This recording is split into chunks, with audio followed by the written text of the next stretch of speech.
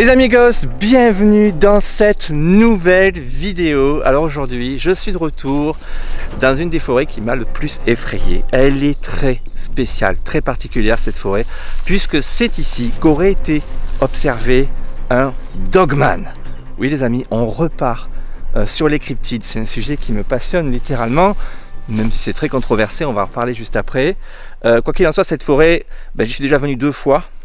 Tourner des vidéos, mais j'ai toujours pensé qu'il me manquait quelque chose. Il manquait une petite pierre à l'édifice de mon étude concernant ce lieu. Les amis, j'ai l'intention de venir mener ici une ultime expérience. J'ai en tête d'installer ici, dans cette forêt, un piège à dogman.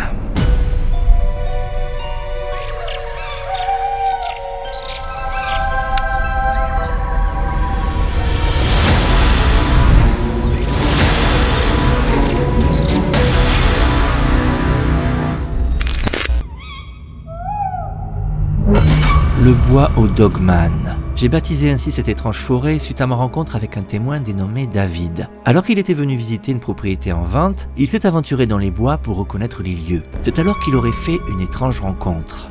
Et j'étais à peu près à cette distance-là, donc il y a quoi, 15 mètres, 10 mètres. J'étais à peu près à cette distance-là, et j'ai vu derrière des arbres couchés, à peu près, j'ai vu en fait donc une grande silhouette, quelque chose qui devait faire à peu près 2 mètres, ou plus que 2 mètres, qui était noir. Et en fait, je ne l'ai pas vu comme là je pourrais voir quelqu'un, je l'ai vu parce qu'elle a bougé. C'est son mouvement en fait qui a attiré mon regard. J'ai vu quelque chose de haut, peut-être 2 mètres, 2 mètres 20, 2 mètres 30, je ne sais pas, de bossu, de noir. Aurait-il aperçu un dogman, cette créature inconnue et non répertoriée au niveau scientifique qui fait beaucoup parler d'elle depuis une quinzaine d'années? Les premiers témoignages sont très anciens. Ils datent du 19e siècle dans le nord-ouest des États-Unis. On parle alors d'une créature hybride entre un homme et un loup ou un chien. Attention, on ne parle pas de loup-garou, mais bel et bien d'une espèce à part entière, peut-être un canidé qui aurait évolué pour se déplacer sur 2 pattes. La créature serait d'aspect humanoïde, avec un pelage brun ou noir. Elle mesurerait plus de 2 mètres et aurait une tête de loup ou de chien avec des yeux jaunes ou rouges. Comme tous les cryptides, on ignore presque tout de cette éventuelle espèce, qui serait un carnassier avec un versant charognard. Ce qui est certain, c'est que depuis plus d'1 siècle, les témoignages se sont répandus dans tous les États-Unis. Et depuis une quinzaine d'années, on parle du dogman en France, où les témoignages se sont également multipliés. Beaucoup de témoins disent avoir vu cette créature la nuit, au bord des routes, ou bien dans des zones sauvages, le plus souvent en forêt. À ce jour, le sujet reste extrêmement controversé. Beaucoup évoquent une légende urbaine qui aurait gagné la France, et d'autres travaillent dur pour réunir les témoignages et prouver l'existence de cette créature. De mon côté, je reste prudent, mais malgré tout, je suis fasciné par ces histoires. J'ai donc mis en suspens mon côté cartésien et je me suis mis en tête de chercher des réponses. Et quoi de mieux que de mettre en œuvre un piège à dogman? Et quand je dis piège, je parle évidemment de piège photo, de piège vidéo. Évidemment, j'ai dans l'espoir de pouvoir éventuellement réaliser des images d'un éventuel dogman. Ce serait incroyable. Quoi qu'il en soit, vous l'avez vu, je suis déjà venu par 2 fois tourner des vidéos ici dans cette forêt. La première fois, c'était une soirée d'investigation, de reconnaissance en compagnie du fameux témoin de David qui avait aperçu ce dogman à juste quelques dizaines de mètres d'ici. C'était une soirée très effrayante, on s'était vraiment mis dans l'ambiance, mais rien de particulier à signaler. La deuxième fois, par contre, j'avais décidé de venir dormir et ça a été une soirée très psychologique avec beaucoup de bruit dans les bois, des pods qui se sont mis à sonner tout seuls au milieu de la nuit, une forêt infestée de moustiques. C'était très psychologique, mais là aussi, rien d'évident. Et donc je m'étais toujours dit qu'il faudrait revenir une dernière fois pour installer des caméras de chasse durant une période assez longue. Alors évidemment, j'ai déjà fait cette expérience. Pour ceux qui s'en rappellent, lors de la toute première vidéo, j'avais laissé notamment une caméra de chasse pendant 3 semaines. J'en reviens pas qu'elle soit restée aussi longtemps toute seule, cette caméra. Allez, on va regarder si on a eu quelque chose. Oh, les amis, il n'y a rien eu en 3 semaines. Alors là, je suis super étonné. Je m'attendais vraiment à ce qu'il y ait quelque chose qui passe, quoi.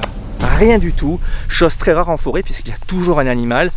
Donc c'était bizarre, vraiment. Et je me suis toujours dit qu'il fallait tenter à nouveau l'expérience en forçant peut-être un petit peu les choses. Alors cette fois-ci, l'idée, c'est d'installer 1 ou 2 caméras de chasse, je vais voir comment je m'organise, avec de l'appât, avec de la viande, pour essayer d'attirer ce fameux dogman, cet éventuel fameux dogman. Là pour le coup on ne parle pas d'une espèce classique, on parle d'un cryptide, d'une espèce un peu fantasmé et j'aimerais quand même provoquer un petit peu les choses pour savoir si cet animal existe réellement ou bien il y a plusieurs étages à la fusée, d'essayer peut-être de mettre en évidence s'il n'y a pas d'autres espèces qui auraient pu être confondues par le témoin ce jour-là, peut-être des carnassiers, peut-être le loup d'ailleurs, puisque dans ma région il a été signalé sporadiquement en Dordogne, en Gironde, au Pays Basque, dans les Landes, donc ça tourne un petit peu autour de ma région, donc je me dis que des loups ont peut-être pu traverser la région et il y a peut-être eu ce jour-là une méprise. Le témoin a aperçu un loup, même si son témoignage était très clair, il s'agissait d'un animal posté sur deux pattes, bipède, avec une fourrure noire, une créature très grande. Tout en discutant, je m'aperçois que je viens d'arriver à l'endroit exact où j'avais bivouaqué il y a pratiquement 2 ans. Alors il faut que je vous avoue que ça fait toujours quelque chose de revenir sur les lieux du crime, entre guillemets, sur les lieux d'une vidéo qui a été assez intense, un tournage en tout cas qui aura été assez intense. Là pour le coup ma tente était juste là et cet arbre n'était pas tombé. Il y a eu des tempêtes récemment et le coin a pas mal morflé, hein. Il y a une souche là aussi, un arbre qui est tombé là. Alors mon campement il était ici, j'avais dormi exactement là. Donc il y a pratiquement 2 ans, ça fera 2 ans cet été, début août. C'était une nuit vraiment très psychologique. Il faisait très chaud, je me rappelle, il y avait des moustiques, c'était infernal. Par contre, je me rends compte que la forêt a pas mal morflé, il y a eu des tempêtes l'hiver dernier et il y a des souches un petit peu partout. Cet arbre très grand, c'est sûr, il n'était pas tombé il y a 2 ans. Ce bois est assez particulier, hein, assez aéré et on a une impression de... Ça me le fait à chaque fois de calme, un peu anormal, comme si la vie n'existait pas ici, comme s'il n'y avait pas ou peu d'animaux. D'ailleurs, on n'entend pas d'oiseaux, ou très peu, ici ou là, mais ils sont très peu nombreux.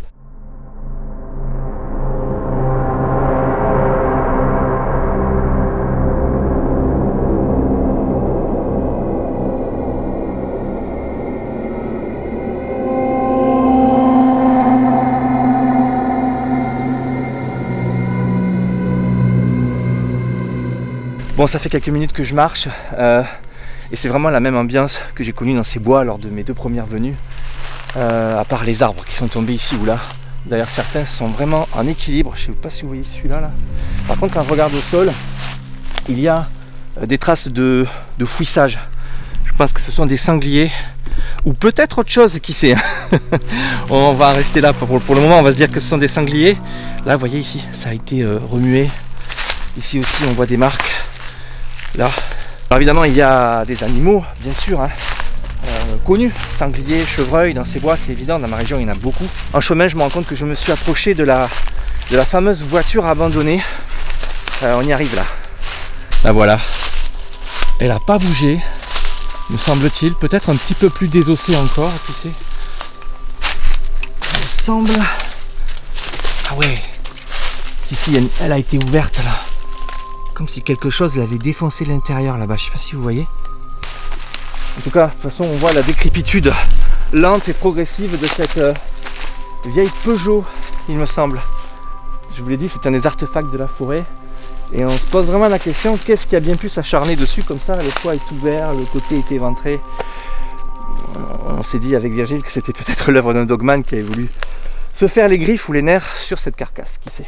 Oui, c'est un sujet extrêmement controversé. L'étude des espèces inconnues dont on n'a pas prouvé l'existence, ben c'est très sulfureux. Hein. Ça repose essentiellement sur des témoignages, donc il faut rester extrêmement prudent, prendre beaucoup de recul avec tout ça. Personnellement, concernant les cryptides, concernant le dogman, je ne sais pas si j'y crois, mais c'est un sujet qui m'intéresse. J'essaie en tout cas de me prouver que ça existe. C'est pour ça que je suis ici, que je reviens régulièrement dans cette forêt, parce que c'est le seul endroit tout près de chez moi où il y a eu un témoignage comme ça aussi palpable, aussi précis. Donc voilà, l'idée c'est de poser une caméra de chasse, essayer d'en savoir un petit peu plus concernant l'endroit, ce qui vit ici. Et je vous l'ai dit, lors de ma première expérience avec la première caméra, 3 semaines sans rien, donc on va forcer un petit peu les choses avec un morceau de viande, les amis. Ce qu'on va faire maintenant, on va essayer de trouver les 2 spots pour les caméras. Pour commencer, j'ai envie d'aller du côté de là où a été observé le dogman il y a 3 ans. Je marche et je m'aperçois qu'il y a encore une zone de grattage. Ça, je sais pas ce que c'est, ça c'est intéressant. Regardez, on voit des griffes. Là, je pense que c'est une trace de chevreuil, mais là... Alors peut-être un blaireau ou peut-être un sanglier. Voilà, encore une zone de grattage ici, je sais pas si vous le voyez. Il y a beaucoup d'animaux, je comprends pas que mes caméras n'aient rien capté il y a 3 ans. Voilà, c'est ici, l'endroit exact. Il y avait cet arbre couché, les ronces. Voilà, David était ici exactement. Excusez-moi, il y a de la toile d'araignée. Le dogman est ici devant. Dites-moi si vous voyez une silhouette au loin entre les arbres. Cette forêt est pleine de pareidolie. D'ailleurs, il y a aussi cette hypothèse. Peut-être a-t-il vu à l'époque une ombre, quelque chose dans la forêt qui a pu lui faire penser, mais le témoignage est précis. La bête se tenait là, debout, de dos, derrière moi là, et puis elle est partie sur la gauche, assez vite d'ailleurs. Mais je vais pas laisser ma caméra ici. Il y a trop de ronces, il y a un chemin là qui est assez emprunté, je voudrais pas que ma caméra soit trouvée. Je vais laisser volontairement la caméra dans un endroit plus dégagé par là-bas. Voilà, c'est beaucoup plus dégagé. Vous le voyez pas, mais là il y a une coulée animale, on le voit à peine. Donc les animaux circulent, on le voit là. Vous voyez l'espèce de cuisinière abandonnée là à gauche, il y a une coulée animale qui passe ici. Donc on est sur un trajet animalier. Et j'ai envie de dire que le dogman, s'il existe, est un animal comme les autres évidemment. Et comme les renards, peut-être les loups, il suit les sentiers. Donc je pense que l'endroit est pas mal. J'ai choisi mon arbre. La coulée est juste là. On va essayer de pas être trop long, de pas laisser trop d'odeur. Une créature comme le dogman, si elle existe, elle doit être extrêmement olfactive. Et la moindre odeur humaine, ça va pas le faire. Voilà. Ok. Voilà. La caméra est en place. La caméra est là-bas sur l'arbre. J'ai amené ça pour calibrer le piège. Ça, je peux voir la côte de porc que je vais déposer là depuis la caméra lorsque je vais faire les réglages. Je vous rassure, je vais pas le laisser après. Je trouve que ça fait cool, hein. Ça fait très piège officiel, genre Jurassic Park, mais non, on va pas le laisser. Alors j'ai amené des côtes de porc. Je pense que c'est très appétant pour tout ce qui est renard, loup, peut-être blaireau, peut-être, je sais pas, des espèces vont venir sûrement le manger. Ça rejoint vraiment les vidéos que j'avais faites où je laissais de la nourriture comme ça, un œuf, un poulet. Ce que j'ai appris, c'est qu'on met jamais de nourriture cuite pour attirer les animaux. Donc ce sera cru. Ce sera déposé ici exactement. Voilà. Ok, réglage caméra. C'est parfait. Je vois la zone du piège. C'est en plein au milieu de ce que filme la caméra, donc c'est parfait. C'est au milieu de la coulée animale.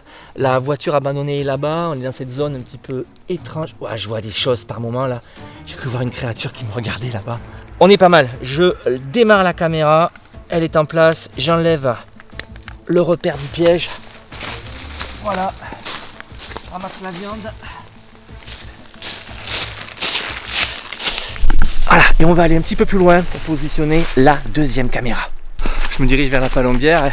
Alors évidemment, de la viande laissée comme ça dans la nature, c'est pas du tout certain que les animaux veuillent y toucher. Beaucoup d'animaux sont très méfiants, en particulier les carnassiers qui connaissent l'homme, comme le renard ou les loups. Donc je sais pas, je vais laisser l'expérience se dérouler, je pense une semaine. Il se peut que je revienne et qu'il y ait toujours la viande. C'est une forte probabilité, il faut que je m'y prépare. D'où l'intérêt bien sûr de doubler l'expérience avec une deuxième caméra du côté de la palombière, donc à je sais pas 200-300 mètres de la première caméra pour maximiser les chances d'avoir quelque chose. Voilà, on y est, et là aussi il y a une coulée animale, ça c'est intéressant. Il y a un petit sentier, l'endroit est complètement abandonné, hein. À moins que les chasseurs les remises en route à l'automne dernier. J'en doute parce qu'il n'y a rien qui a changé, tout est à moitié effondré. C'est clair, c'est toujours aussi dangereux d'ailleurs. Je voulais y monter à la base. J'avais un projet dans cet endroit, je voulais y passer la nuit en fait. Et j'ai tenté d'y monter une fois. Arrivé en haut, je me suis rendu compte que toute la structure est pourrie. Et il a fort à parier que si on prend pied sur la plateforme, tout s'écroule et on passe à travers. Je veux pas me tuer, donc ça fait partie des projets pour lesquels j'ai reculé. Trop dangereux. C'est complètement lunaire cette cabane comme ça dans les arbres. Cela dit, j'aime beaucoup l'endroit. Je vois bien un dogman, en tout cas, un éventuel dogman, venir rôder dans ce genre d'endroit. Chercher s'il n'y a pas à manger, il y a des vestiges humains, il y a peut-être des choses intéressantes. C'est d'autant une créature, d'après ce qu'on dit, qui serait plutôt intelligente. Donc je pense que laisser la deuxième caméra dans les parages, ça serait pas une mauvaise idée. Cela dit, je me dis que laisser la caméra vraiment au pied de la palombière, c'est tentant, mais c'est un peu risqué. Si des promeneurs passent dans le coin, ils viennent forcément voir, parce que ça attire l'œil. Je sais pas si c'est très indiqué de laisser une caméra là, quelqu'un va me la prendre. Peut-être que j'aille un petit peu plus à l'arrière dans les bois. Ok, je viens de marcher quelques mètres dans la forêt et là c'est parfait. Il y a une coulée animale ici qui passe. Là il y a un sentier où les animaux passent. C'est clair. Là il y a des arbres. La palombière est là-bas. Bon, elle est pas loin, elle est à 20 mètres. Les amis, je crois que j'ai trouvé l'endroit. Là elle est très bien. Très bien installée dans l'axe de la coulée qui passe là. Qui va vers le soleil couchant là-bas. Ça c'est parfait, je vais installer la côte de porc. Il y a une petite zone de grattage ici. Je vais laisser la viande ici. C'est génial. Je sais pas ce qu'on va avoir. On aura forcément quelque chose. C'est pas possible de laisser cette caméra une semaine, 2 semaines, je sais pas, avec rien comme la première fois. Je pense que la première fois je m'y étais très mal pris. La zone du piège est exactement au bon endroit. On ne pourra pas louper la créature si quelque chose se présente pour manger la viande. Je teste la caméra. Je suppose que vous voyez la zone de la viande. C'est en plein dessus, les amis. Et ce qui est génial, c'est que je viens d'apercevoir qu'il y a cette coulée animale ici qui part dans les bois. Mais là, derrière moi, ici, juste derrière l'arbre, ben, il y a un embranchement et ça part par là-bas. Ça part ici, mais ça part aussi là-bas. Donc c'est un carrefour pour les animaux. Je pense que c'est un endroit parfait. Si un dogman se déplace dans les parages, il y a fort à parier qu'il passera par ici. Je retire évidemment, je sais pas comment dire, la mire. On déclenche la caméra. Voilà, c'est parti les amis. Le deuxième piège est en place. Voilà. Donc, la caméra est ici. Vous le voyez, elle filme la viande qui est là. Coulée animale ici, jusque là-bas. Faut que je m'éloigne très vite, sinon je vais provoquer un faux déclenchement. Les 2 caméras sont en place dans le bois au dogman avec les pièces de viande, les 2 côtes de porc, 2 pièges à dogman, les amis. J'ai très hâte de savoir ce qui va se passer. Bon, ce que je vous propose, c'est qu'on se retrouve dans une semaine pour venir récupérer les caméras, checker l'expérience. Je sais pas du tout ce qui va se passer. Peut-être qu'il y aura rien. La viande sera encore là, on n'aura rien attrapé. Ou alors peut-être des animaux qui seront passés de manière innocente et auquel cas ce sera déjà sympa. Et peut-être qui sait, la surprise, la révélation, ça serait incroyable. Donc rendez-vous dans une semaine pour la suite de l'expérience. À tout de suite pour la suite.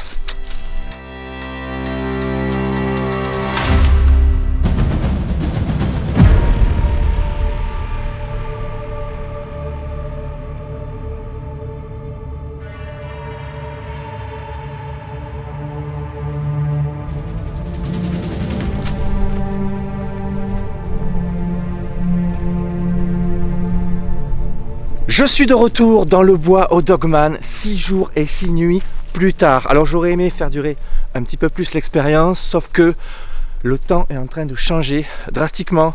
Il va beaucoup pleuvoir ces jours-ci, donc je voulais revenir récupérer les caméras dans les meilleures conditions. Récupération de caméras, je vous avoue, je suis très excité. On est quand même là pour peut-être récolter des images stupéfiante d'une éventuelle créature inconnue. Donc est-ce que le piège à dogman aura fonctionné? Est-ce qu'on aura au moins des espèces, un échantillon des animaux qui vivent ici avec peut-être des surprises? Peut-être un prédateur ou un charognard qui aurait été attiré par la viande et auquel cas qui pourrait expliquer l'observation de David il y a presque 3 ans. Je suis très excité les amis, je m'attends à tout. Il y a aussi la possibilité qu'il n'y ait rien du tout parce que cette forêt est très surprenante. Bref, on sera immédiatement là, tout au fond de la forêt pour récupérer cette première caméra. Ok, on n'est plus très loin. C'est par là, la voiture est là-bas. Voilà la coulée animale, elle est ici. Je devrais pas tarder à apercevoir la caméra. J'espère que personne ne l'a prise. Ça, c'est toujours le souci avec ce genre de caméra qu'on laisse seule dans la nature. Je l'avais pas vue, elle est pile devant moi. Je l'avais pas vue, elle est là les amis.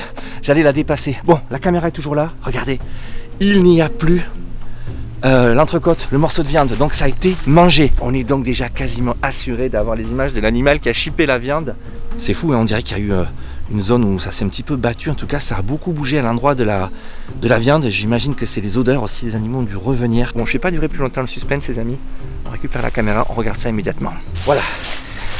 Donc, j'espère avoir de belles surprises. Je vous rappelle quand même que si j'ai des animaux sur la caméra, c'est la première fois que je parviens à filmer quelque chose dans cette forêt, en dehors de moi et des gens qui m'avaient accompagné lors de la première aventure. Allez, attention. Est-ce que la caméra fonctionne toujours? Oui, il y a de la batterie, c'est parfait.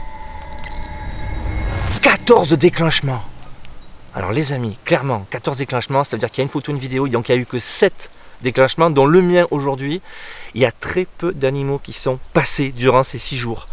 Ça confirme le fait que cette forêt est extrêmement calme, il y a très peu de vie. Voyons voir ce que c'est déjà. Alors ça c'est moi. On a une vidéo de jour. Qu'est-ce que c'est? Il y a un truc qui bouge. Oh!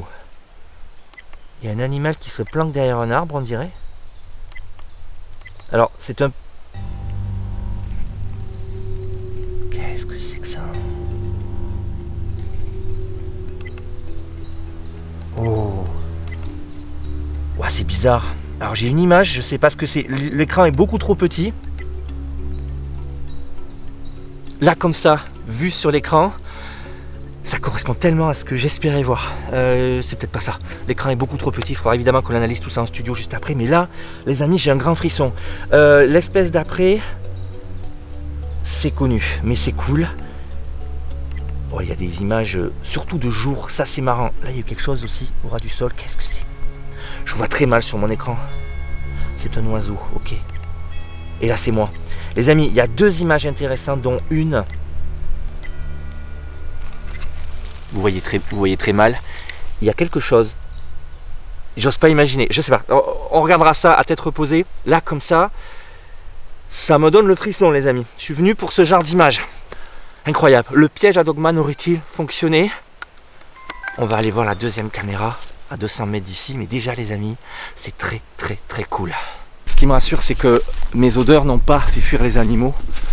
Il y a une vraie interrogation concernant la première image que je vous ai montrée. Je n'ai pas pu l'analyser plus en profondeur à l'heure où je vous parle. J'ai peur que ce soit le deuxième animal qu'on voit après, mais vu de dos. Mais vu comme ça, c'est tellement troublant sur le petit écran.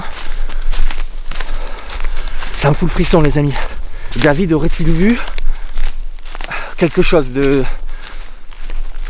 Voilà, qui fait que sa vision est explicable. Ok.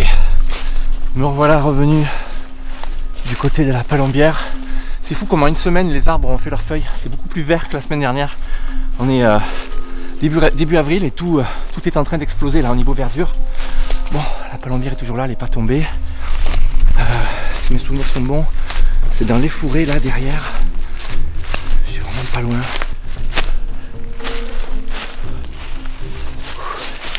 Ces bois sont vraiment inquiétants. C'est par ici, là voilà. Je vois la caméra. Elle n'a pas bougé. Vous voyez ici, là? Là, exactement. Elle est toujours là, ça c'est cool. Et les amis, regardez. Il n'y a plus la viande. La viande qui était ici, disparue. Là aussi, un animal est venu et l'a mangé. Bon, c'est le meilleur moment à chaque fois. Je fais durer un peu le suspense parce que j'adore cet instant. Je suis là, la caméra est là, elle n'a pas bougé. J'ai la certitude que quelque chose est venu devant la caméra puisque la panne n'y est plus. Allez, on regarde ça. Peut-être qu'on aura la grande révélation sur cette caméra. Là aussi, je vois pas mal de remue-ménage à l'endroit où il y avait la viande. On voit que le feuillage a été un peu soulevé. Allez, j'éteins la caméra de suite. Là, évidemment, je l'ai déclenché. Suspense, les amis, j'adore ce moment. Je le dis assez souvent, mais les caméras de chasse, c'est ça. C'est beaucoup d'adrénaline aussi. Le plaisir de récupérer les images. Alors, elle ne veut pas s'allumer celle-là. Ça y est, attention, on va voir déjà combien il y a eu de déclenchements. 12. C'est pas beaucoup plus que l'autre. C'est incroyable. Pour une forêt aussi sauvage, je comprends pas qu'il y ait aussi peu d'animaux. Alors après, c'est 6 jours. On est d'accord, mais moi j'ai des coins plus près de chez moi où en 6 jours, il y aurait eu 50 déclenchements. C'est vraiment très bizarre. Et en plus, c'est moi qui suis la cause d'au moins 2 déclenchements, je pense. Alors voyons. Vue de nuit déjà, ce qui n'était pas le cas sur l'autre caméra. Je sais pas ce que c'est. Ah si, c'est dingue. Qu'est-ce que c'est ça? Oh les amis, qu'est-ce que c'est que ce truc encore? Ah là, intéressant, très très intéressant. Vue de jour, énormément de déplacements de jour. Wow, il y a des images géniales, vraiment. La variété des espèces est folle. C'est beaucoup le jour, je sais pas pourquoi. De nuit, là aussi, oh génial. Et là aussi, quelque chose de plus gros. D'accord. Et là c'est moi. J'adore les amis, un échantillon de 6 jours de vie dans cette forêt. Je trouve les images un peu moins troublantes que la précédente caméra. Il y a plein de choses. Cela dit, il y a quand même une espèce très intéressante et là aussi, il faut que j'analyse ça posément chez moi à mon retour sur un grand écran parce qu'on voit très mal. Quoi qu'il en soit, ce que je vous propose, c'est qu'on se retrouve sans plus attendre en studio, au calme, bien posé sur grand écran pour analyser ces images et essayer d'y voir plus clair. A-t-on eu le Dogman, cette créature mythique, ici dans le bien nommé bois au Dogman, les amis? Réponse tout de suite en studio.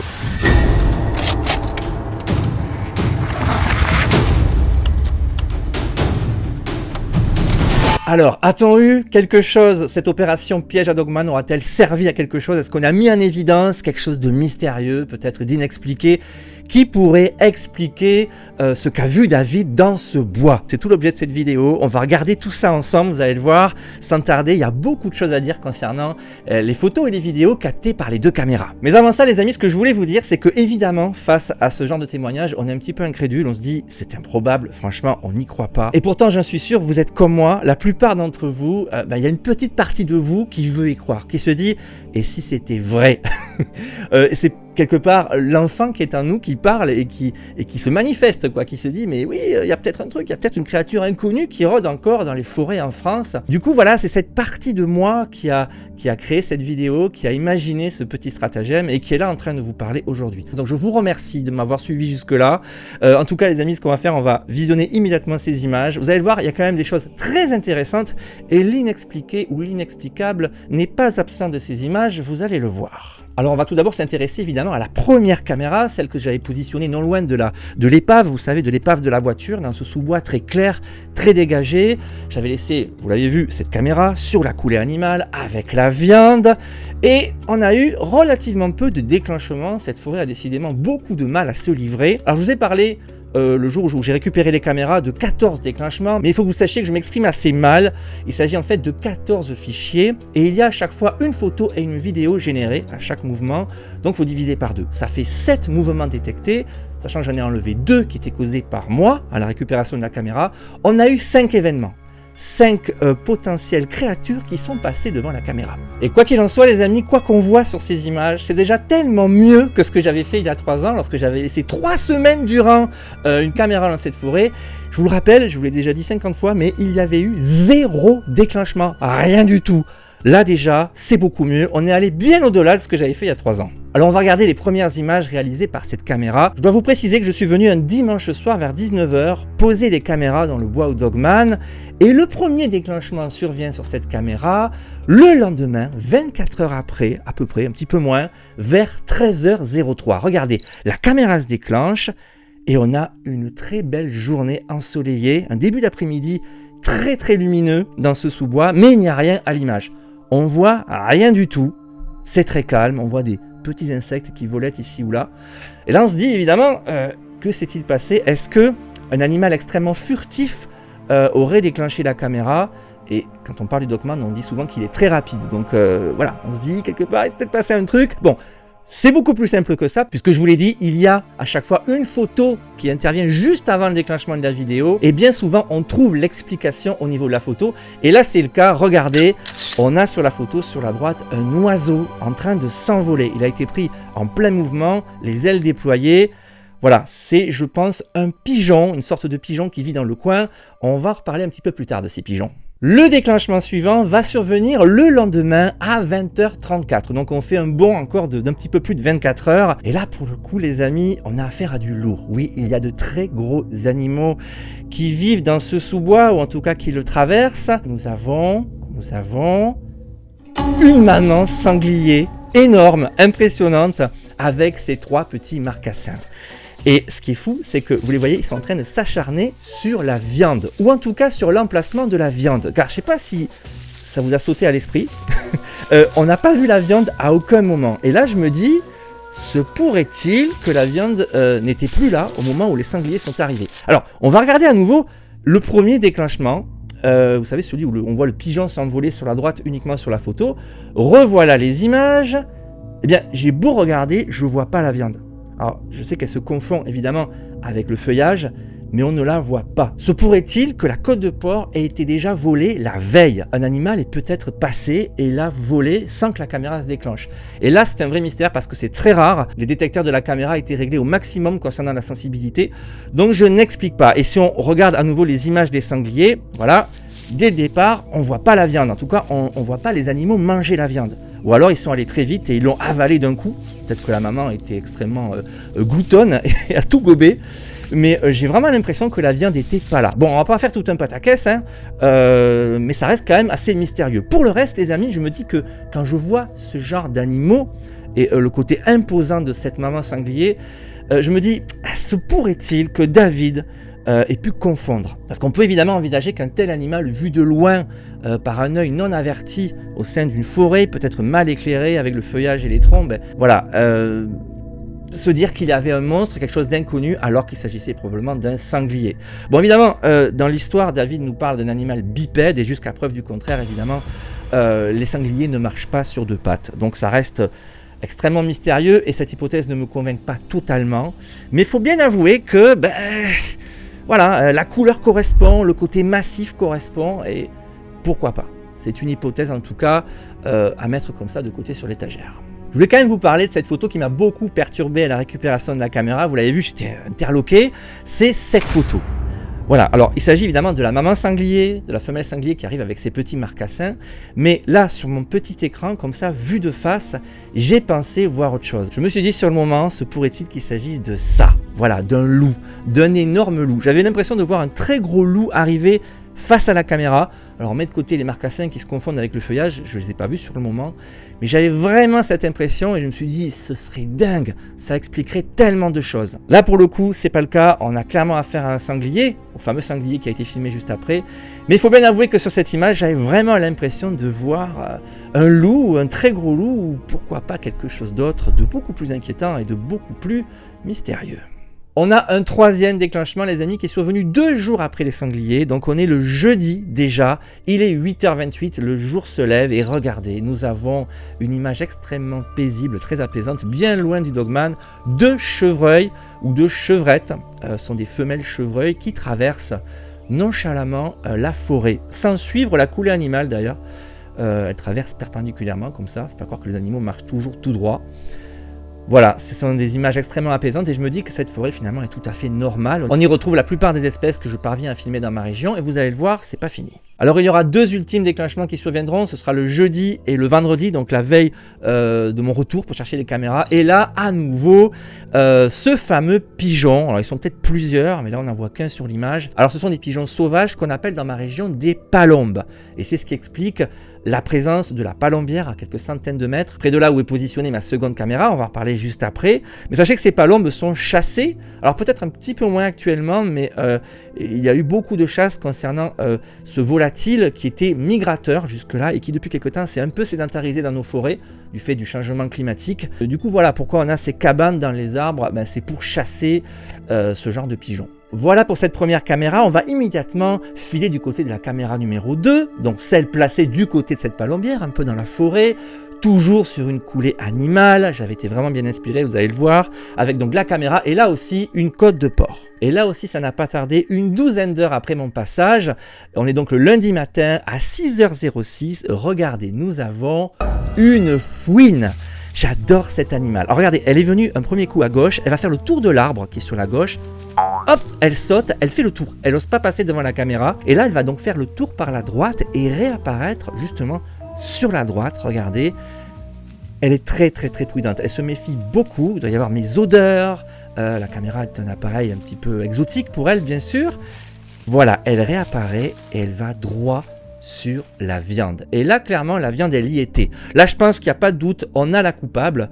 On la voit aller droit sur la viande. On ne voit pas la scène où elle emporte la viande, puisque la vidéo se termine à ce moment-là. Mais là, clairement, il n'y a pas de doute. On voit la viande sur les images. La fouine est très certainement la coupable. Ce qui est quand même intéressant, c'est que si on zoome sur la tête de ce petit animal, on a clairement l'impression de voir un Dogman miniature. Je ne sais pas ce que vous en pensez. Alors de là, imaginez que le témoin ait pu confondre une fouine avec un Dogman. Bon, c'est hautement improbable, à moins qu'il y ait des fouines géantes dans ces sous-bois. Mais je trouve rigolo la similitude, en tout cas au niveau de la tête, de la fouine avec ce cryptide dont on parle tant. Le deuxième déclenchement aura lieu la même matinée, mais beaucoup plus tard. Il est 10h58, le jour s'est levé, c'est un soleil radieux. Et regardez, nous avons un déclenchement en pleine forêt avec a priori rien, mais soyez plus attentifs, vous voyez qu'au milieu, il y a un oiseau qui vient de s'envoler. Alors honnêtement, je ne sais pas ce que c'est. Heureusement, on a la photo, ça ne nous apprend pas grand-chose de plus. On voit l'oiseau de façon plus détaillée avec ses grandes ailes comme ça. Je pense peut-être à un rapace qui aurait pu être attiré par l'odeur de la viande, qui sait. On ne saura jamais ce que c'était clairement. Alors là aussi, on est rassuré, cette caméra capte elle aussi de la vie dans cette forêt qui jusque-là m'apparaissait maudite, puisque je n'avais jamais rien capté, je vous le rappelle. C'est incroyable. Et il y a eu notamment un deuxième déclenchement, donc 48 heures après, on est donc le mercredi, il est 18h36, c'est même plus que 48 heures, la caméra se déclenche et là, regardez bien, c'est sur la gauche, nous avons un faisan.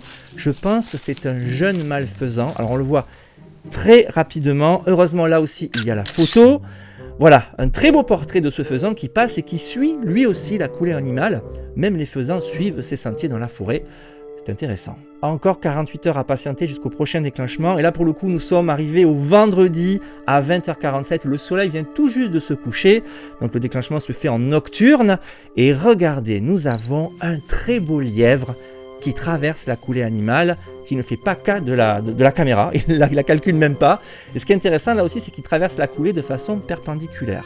Et concernant cette caméra numéro 2, on aura un ultime déclenchement le samedi matin à 9h05. C'est juste quelques heures avant que je revienne récupérer les caméras. Regardez, nous avons un très beau brocard, un jeune mâle chevreuil qui s'est arrêté. Alors il a sûrement senti soit mes odeurs, soit celle de la viande, même si ça ne les intéresse pas beaucoup, normalement les chevreuils. En tout cas, il est sur la coulée. Il regarde en arrière, il avance prudemment. Il est très beau, j'aime beaucoup voir ces images de ces animaux comme ça, vus de très proche. Regardez, surprise, il est suivi. Il y a un deuxième chevreuil derrière, je pense que c'est là aussi un jeune mâle. Voilà, on ne le verra pas en entier, il tourne sur la droite. Voilà pour les images réalisées concernant cette seconde caméra. Et là aussi, je trouve ça incroyablement intéressant, avec cette variété d'espèces. Sur les deux caméras, on a eu un panel absolument fou. Et ça me réconcilie vraiment, je vous disais, avec cette forêt que je pensais complètement morte. Alors, j'ai complètement changé de plan, hein. J'ai laissé mes caméras sur des traces de passage d'animaux, j'ai mis de l'appât. Alors, je sais que l'appât, c'est controversé, hein. Il ne faut pas le faire en général, mais là, je voulais un petit peu forcer les choses. Pour le coup, j'adore, on a eu des images absolument exceptionnelles. Ce que je retiendrai concernant cette expérience, c'est qu'il y a de très gros spécimens dans cette forêt. Je pense évidemment au sanglier, à cette femelle sanglier très imposante.